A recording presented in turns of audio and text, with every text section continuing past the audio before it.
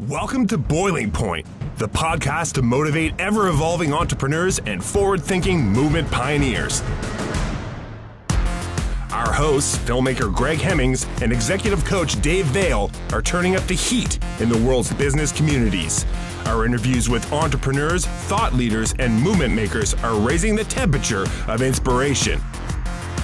Live from the hottest studio in this quadrant of the universe, here are Dave and Greg.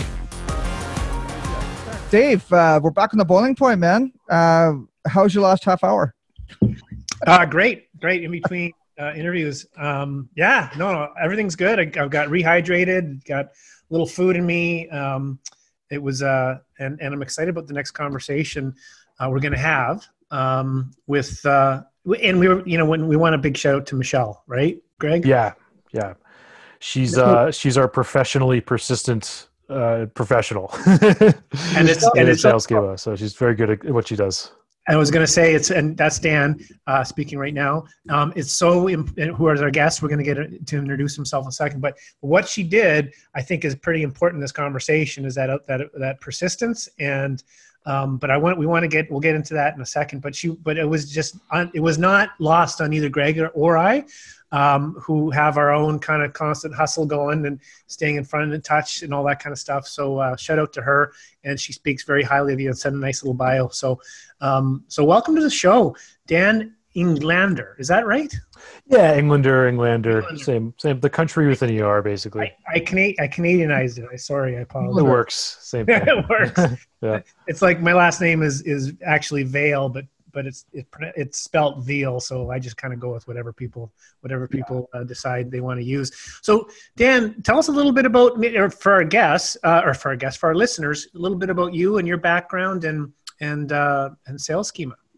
Yeah. So my background, originally, out of college, moved to New York and ended up in the ad agency space because that's kind of where you just gravitate towards if you don't know what you're doing in New York, I think. And I basically worked in accounts for a number of years, then worked on clients like Monster Cable and Big Ten Network and Mark Echo, and then got a little bored of that and sort of landed in a business development role or sales role, basically, for an animation studio. And it was actually kind of a split client service role. So I didn't really want to be in sales. I didn't know I was in sales. And then at one point, my boss at the time was like, do you want training? Do you actually want to do this right? And went through training and actually ended up, getting pretty good at it. I still don't think even then or now that I'm as good as some people I know, but I'm decent and, learned a lot from that. And eventually kind of took that Tim Ferriss pill and traveled Asia with my girlfriend at the time. And started a consultancy basically focused on business development for marketing agencies, for boutique marketing agencies. And that was 2014. And, we've changed a lot since then, but basically what we're doing now is sales and prospecting for boutique marketing agencies. So that's the name of the company again, Sales Schema. So that's kind of the nutshell story. That's cool. I like the Tim Ferriss reference too, because what was his first book where he talked about literally selling pills, selling vitamins from the beaches. If only I could have done that, just taken a supplement and gained all that experience from him. What book was that? It was not a 4-hour work week. That's what it was. Yeah. So that's really cool. So just kind of separating us from ourselves for a second, seeing the impact of content creators like Tim Ferriss, who uses podcasts, who is a prolific writer as well, and just puts himself out there in the way that the three of us do.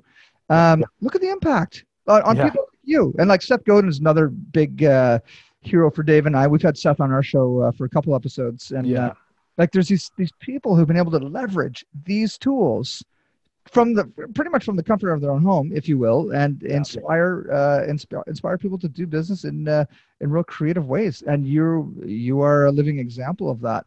We have a film company. We do a lot of animation as well. And I would say you'd probably see us closer as a boutique marketing agency, even though we're not a marketing agency. We're a film and video production company. But I'm very excited to hear what you've got here, man. Just to build on that, Greg, Dan, what I thought, Greg and I have some training we call the Bowling Point process, and it's kind of lessons learned in the trenches. Two entrepreneurs. He owns a filmmaking company, as you mentioned. I own an executive coaching company, and it's kind of what we learned, and then when we launched a podcast, how we did it with on a shoestring. And but something that's one of the things we talk about, and it's not unique to what we're saying, but is this whole idea like know your avatar, know your persona, know who you're selling into. And I thought, isn't that interesting that you describe a fractional new business team for marketing agencies, and then you've even nuanced that a little more by saying boutique marketing agencies, I believe is what you said.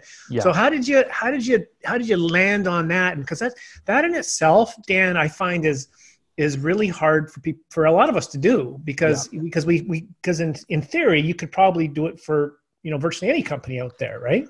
Right. It's sort of interesting, and this is going to sound like ridiculous, but I've always likened the mechanics of building a business to Breaking Bad. In terms of like the decision tree, right? He makes one decision and then another, and then all of a sudden he's this meth lord that like owns the entire Southwest or whatever. And I hope that never happens to me. But I think that there's something to that. It definitely wasn't deliberate. I think there was a lot of wheel spinning in the early days, and then it was sort of like, okay, we stepped on something interesting. There's something there. Let's keep going, and then. Some of it's from my background because that's where I have some bona fides or whatever. But yeah, it was a process to get there, and so far so good. I think that for a lot of our clients, it's really nerve-wracking to specialize, and I think that tends to be true when they've built themselves up for a long time on referrals and personal networks and business that's sort of reactive. And there's nothing wrong with that because that means they've done really great work. But I think making this sort of leap into the cold water of being like really deliberate about the type of business you want to build, it takes some courage. But once you do make that decision, everything else becomes easier. Everything you're doing, sales, marketing, process, et cetera, becomes a lot easier. So what do you think? Like, and that's because we both talk about it, Greg, about how I started a coaching company, and when we moved to leadership coaching, we call it. But in theory, that could be anyone, right? In a sense, anyone's a lead, and really feeling like and just spinning your wheels a little bit because you're selling to everyone, and then slowly you figure it out. But and then Greg, you describe a similar process, in terms of making videos and doing some of your work. But what is it that people are scared of, in terms of chunking it down and getting that focus, do you think, Dan? Yeah, I think it's probably the fear of putting your eggs in one basket, and having to turn down business, or if you have clients now, are they going to get mad because they feel like you're turning away from them? And I think, I get that. I get it. But I think that we're getting to a point now where the risk of not doing it is a lot bigger than the risk of making one of those decisions, even if it doesn't work out. And I think, ultimately there's going to be a moat around the providers that choose to do that choose to double down, that other people won't have, because I think that because of this whole long tail thing, and I know that Seth Godin talks a lot about that. A lot of smarter people than me have talked about it. It's getting easier and easier to make a business by focusing on relatively few people. So that's kind of how we've seen it. Yeah. Yeah. And when you're talking about boutique marketing agencies, even becoming sharper and even more specific, what are some examples of that? Like, for example, our company, we're a B Corp, so we really tend to focus on, creating content for other companies that are, committed to making the world a better, more sustainable place. But we also do a ton of other stuff. Like, we're not a niche company.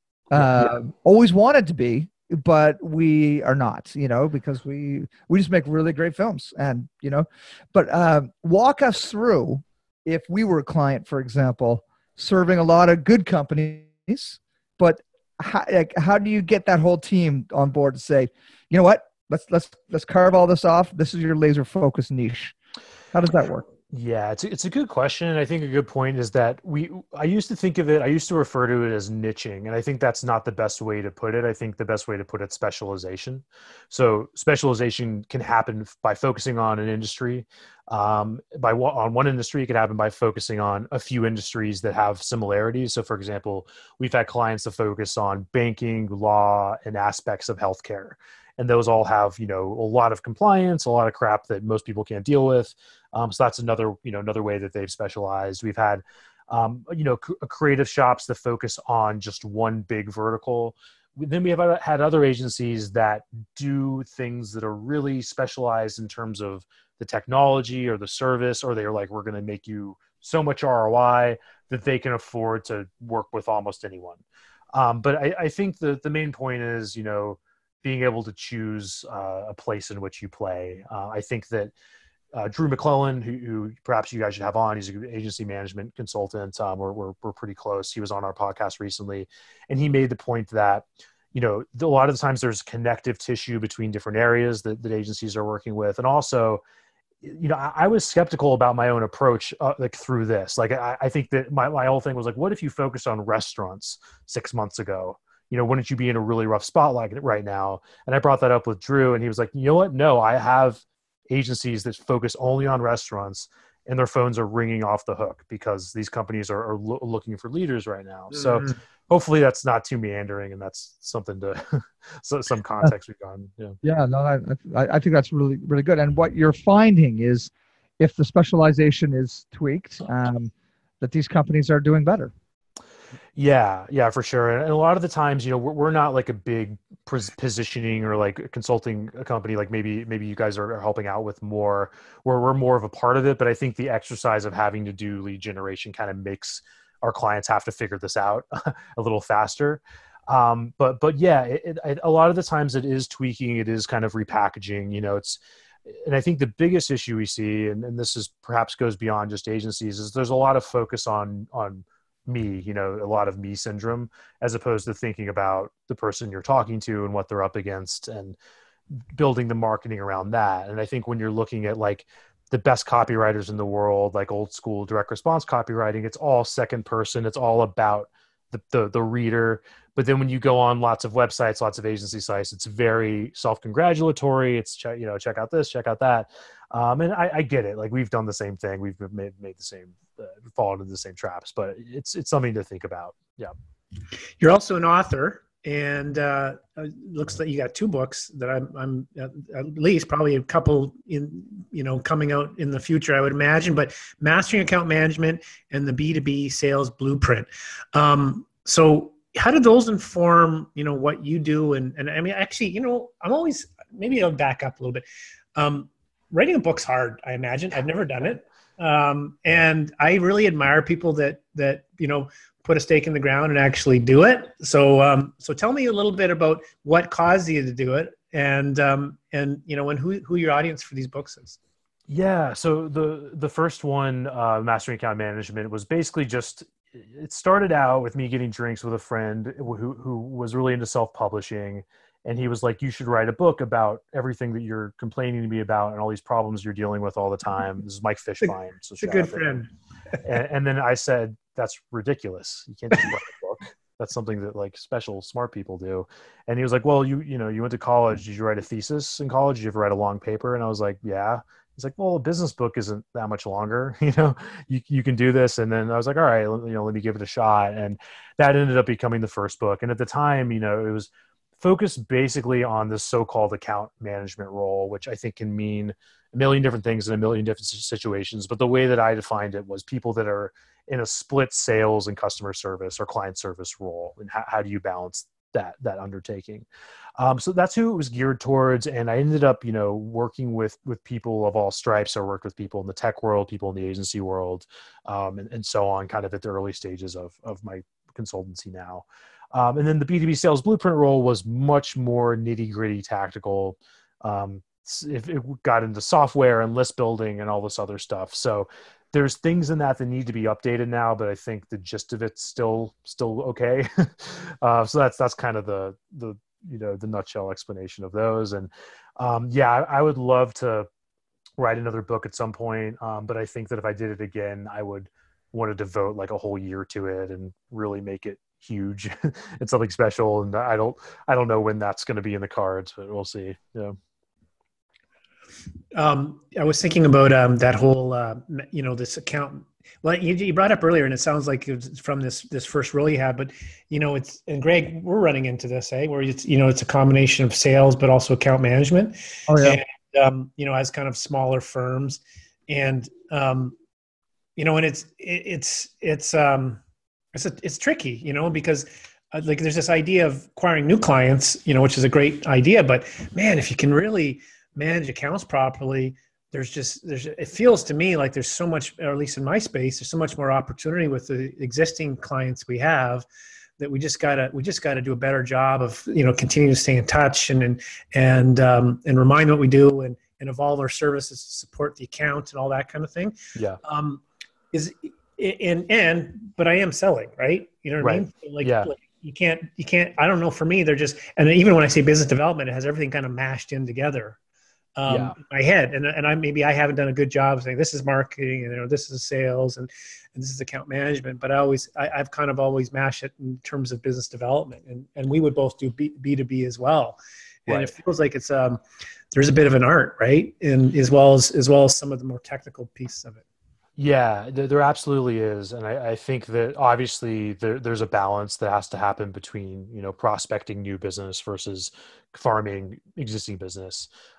So, when I'm thinking about it and the sort of sermons that we preach, it's very domain dependent. So it's very dependent on the boutique agency world. And I think the biggest issue we see and why we're always beating the drum about new business is that things are moving a lot faster now. So it used to be, if you ever watch like Mad Men, like that era, you'd have an account that would be with this agency for like decades at a time.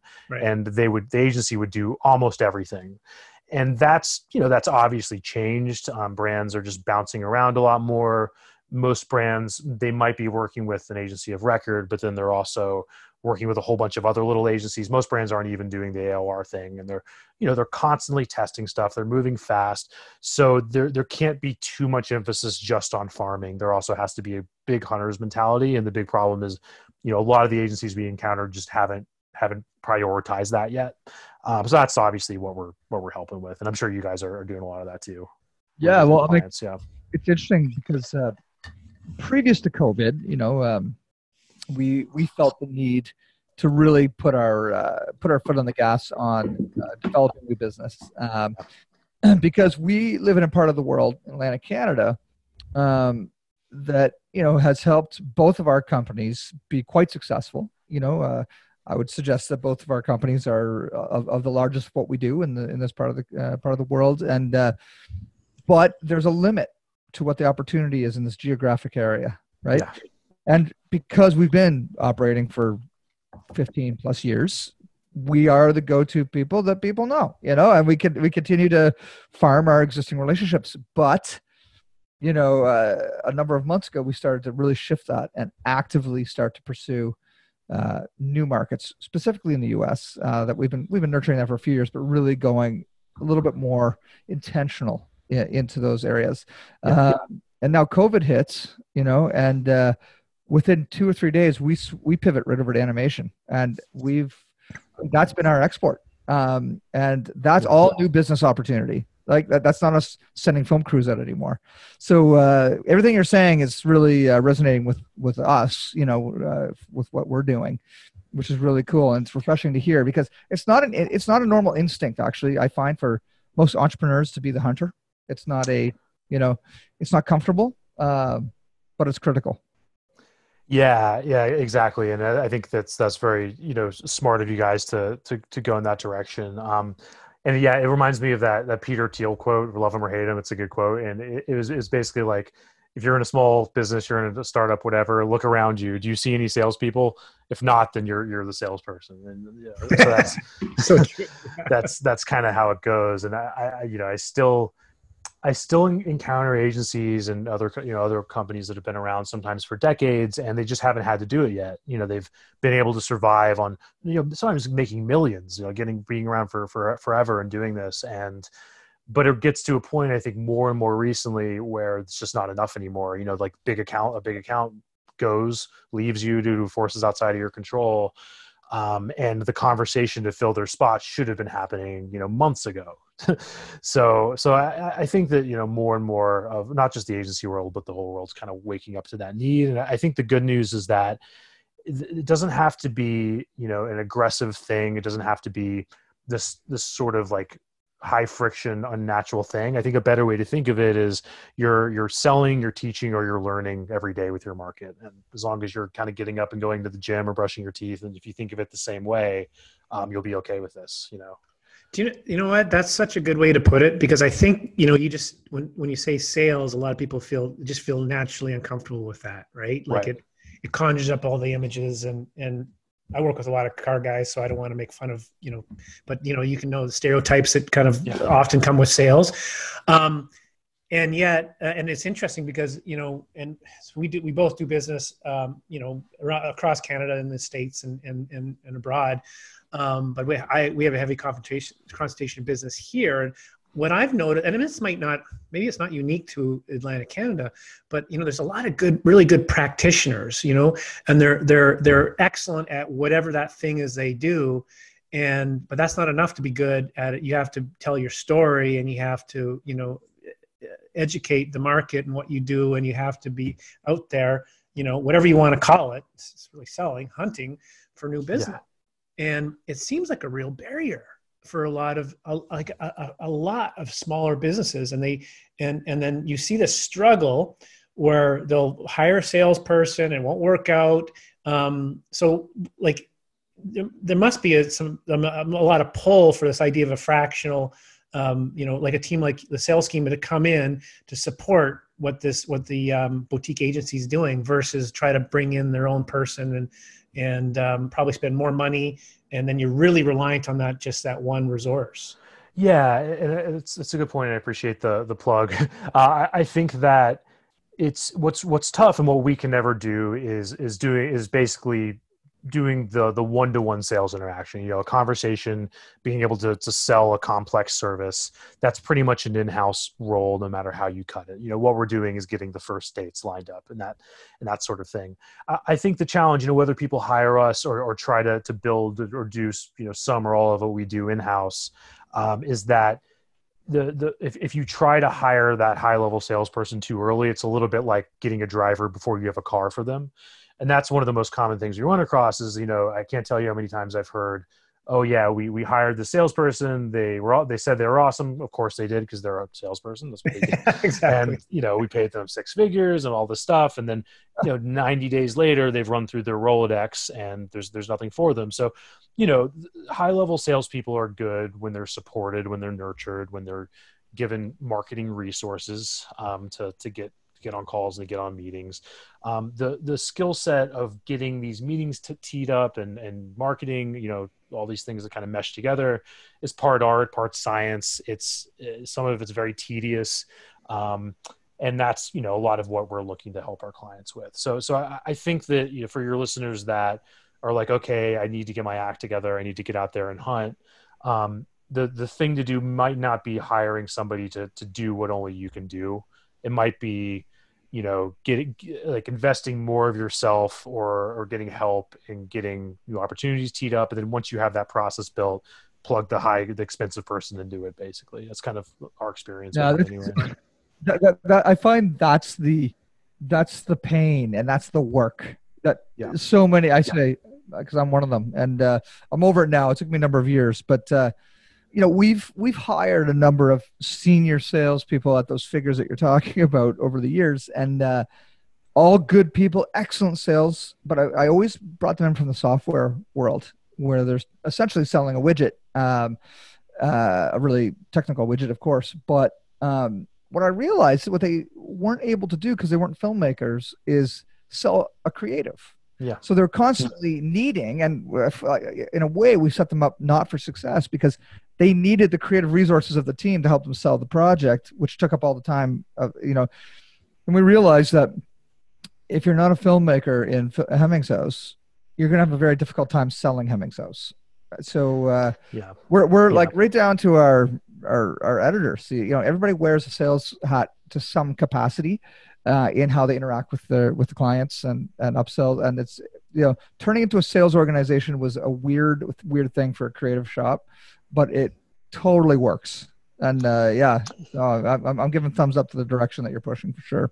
Yeah, I appreciate it. And it's definitely different. You know, I think that selling the creative, selling something that's intangible it's not going to fit into the same mold as what sort of pervades like 80% of all sales training and coaching, which is like the software world, or doing what we do when we're selling, you know, ROI based services and stuff.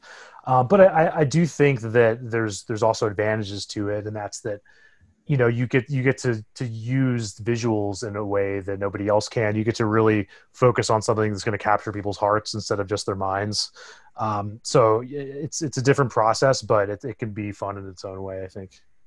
It's, you know, that's interesting too, is the the exact same thing, Greg, you know, where we had a couple people come in to support sales and don't really understand coaching, you know, and that's on us. And, you know, but really successful pharmaceutical sales as an example, right? And which is, you know, it's very different than selling this service to support developing leaders. And what I found was interesting was, I don't know if you guys have run across this, but you have someone come in and in a couple occasions this happened. Like, I need material. I need material to go to these client meetings. Like, I need a brochure. And I've always been going, really, you need a brochure? Like, why would you need a brochure? Like, you're creating a relationship, and you know, like for me, it just never made sense. But we go and we build this brochure, and I got probably 1,000 of them sitting over there, you know, on the side, and like, but it's like a lot of this idea that sales is about, you know, pitching, and it's about having, you know, and here's the 3 things, and which one do you want to pick? And it's just, there's so many sales that aren't like that, in my opinion, or like what I'm learning, you know, what I've learned over the years. But there's that idea that it's a process, and if we do this many calls and this happens, I mean, yeah, I see how that can, you know, support it, but I wouldn't lean on that too heavily. Yeah, that's true. And I think that, you know, when sales is working, when it becomes really boring, and you know what people are going to say before they even say it, you know? So that's the sort of both the rub and the advantage, or, you know, the good thing about it is that, you know, once your people are getting to the point of just like, I know exactly what they're going to say, and it's just sort of like this assembly line process, then it becomes a lot easier to replace yourself, or to hire people and to do all these other things. I think there's different ways to get there, but I think when, you know, again, back to specialization, once you're leaning more towards that, that process, I think, happens a lot quicker. So that's kind of how we've approached it. Yeah. Cool. Well, Dan, what's the best way for people to get in touch with you? I know there's a few different ways in, but where should we be sending our listeners to learn more and engage with you? Yeah, our site, salesschema.com, is probably the best place. So sales is in sales, schema is in schematic, or feel free to email me. It's just dan@salesschema.com. And you have we should plug your podcast. Oh yeah, that old thing. How long have you been doing that for? So about 1.5 years, and it's called the Digital Agency Growth Podcast. So we keyword stuff the heck out of it. Smart. Love it, yeah, for better or worse. So yeah, I would love to anybody that's curious, check it out. Are you enjoying that? Are you enjoying the podcasting? Yeah, I'm having a lot of fun with it. I did college radio back in the day, so to me, it's like, it's a little familiar, although I'm sober for it now, as opposed to in college. And you know, it's more businessy and less hip hop and stuff. But it's been a lot of fun. You know, I think that there's a lot of intangible benefits. I think a lot of the times people are like, well, how much business do you close? I'm like, yeah, we close clients from it, but it's, you know, it's fun. It's like, I'm talking to people all the time anyway. It's a way to have interesting conversations. And I think whether you pick a podcast as your content strategy or blogging or whatever, it should be something that you can have fun with. Otherwise, what's the point of it? It just takes too long.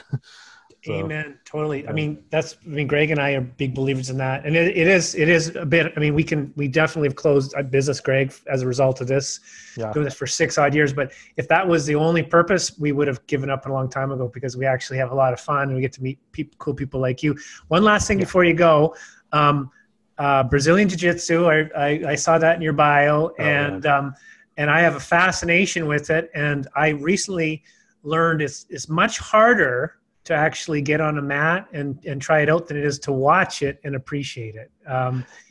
So and of course, you know, I can't even get involved now, but I went to these beginner classes, and I'm telling you, man, that it is on other world. Like I was like immersed in this other world, and I was like, didn't know what was going on. So I'm fascinated. So I got to get back to it at some point. But what are you? So you obviously have I'm just a hobbyist, but I am into it. I'm a blue belt, whatever that means. So you know, a few years in basically, and yeah, if we have another 2 hours, we should do a whole other episode on it. But I'd love to talk to you about that at some point, because I'm fascinated by it. I just think it's such a and I know we got to jump, but I mean, my tiny little exposure to it. What I found was such a welcoming place, and it's always very welcoming. Yeah, it's very it's very you know, game theory kind of problem solving based. So really kind of, it's one of those things that takes over your life where you decide it's not for you. And right now, you know, is a very strange time for the sport, because it's the most physical sport you can imagine. So who knows when it's going to come back? All of my friends and I that do it are just sort of jonesing right now, and we're all sort of in this weird purgatory. So, well, Dan, I'm gonna give you a gift, but if you can gift it on to your friends who are jonesing. I know MMA is far more than just jiu-jitsu, but I just put a link in the Zoom here, and it's youtube.com/c/Hemmings House. Yeah. So just do a quick little search for Hemmings House on YouTube. And we just re-released our MMA TV series called Cubicle to the Cage. Oh, I'm way into MMA as well. Yeah. You're gonna love this show, man. I want you to watch the show and tell me what you think. And, real quick, what did you guys think of the last card this last week? Did you guys catch it? Like yesterday, like Wednesday, or the weekend? The weekend. So the one with Tony and Gaethje. Incredible, Gaethje, unbelievable. Like it was just on. Like God. It was stacked card. That's the other thing.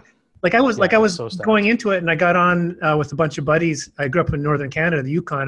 We call them the Yukon boys. We all got on a Zoom and then watched it, and it was like, holy cow! It was incredible. And you imagine how loud that would have been if there was a crowd there. You wouldn't be able to hear anything. I know. And how trippy that would be for them in the moment without having that crowd energy, right? Yeah. Yeah. Totally. Well, and then I heard an interesting thing where supposedly they could hear Daniel Cormier commentating, and they were actually using how he was commentating to you know. It's a whole other like weird dynamic. Yeah, it's just in uncharted territory with that, and yeah, it's super strange, and it was so fun to watch though. You know, I think. There was performed incredibly. Yeah, there was a really good, and I don't know, I can't remember the names because I wasn't known to them, but a really good grappling match in the prelim. Bryce Mitchell. Okay, so Bryce Mitchell is my favorite grappler right now. Holy cow!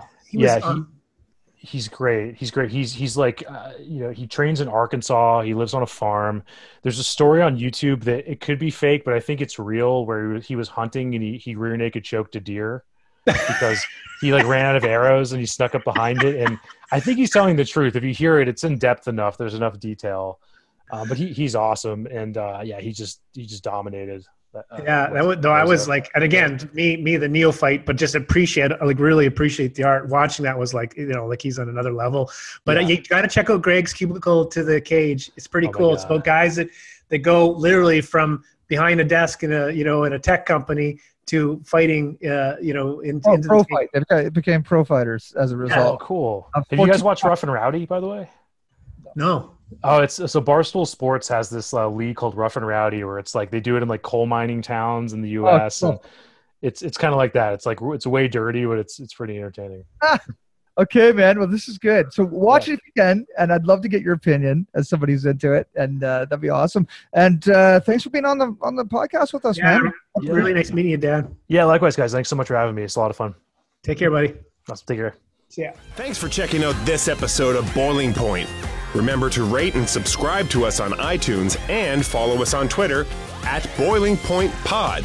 To see more from Dave Vale, check out leadershipunleashed.ca or visioncoachinginc.com, and on Twitter at Dave_Vale. And to catch up with Greg, visit hemmingshouse.com and at Greg Hemmings on Twitter. Thanks for listening, and remember, keep that pot boiling.